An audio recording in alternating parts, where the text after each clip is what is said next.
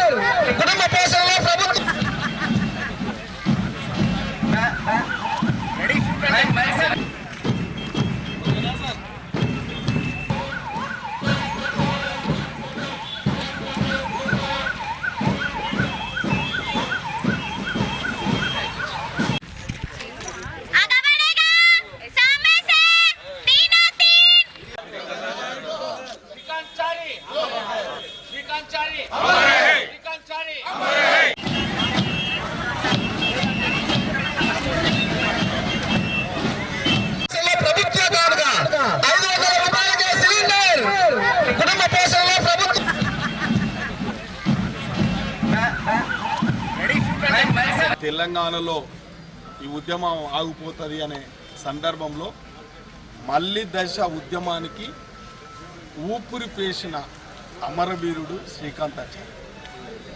ఇలా శ్రీకాంతాచారి వర్ధంతి సందర్భంగా షాద్నా నియోజకవర్గంలో ఉద్యమకారులు కాంగ్రెస్ కార్యకర్తలు అందరూ కూడా ఇవాళ తెలంగాణకు ప్రాణత్యాగం చేసిన శ్రీకాంతాచారి వారికి నిజమైన నివాళులు అర్పించడం జరిగింది.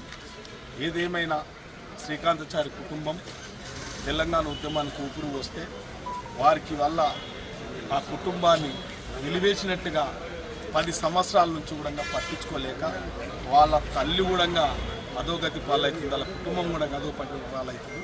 పట్టించుకున్న నాతులే లేదు.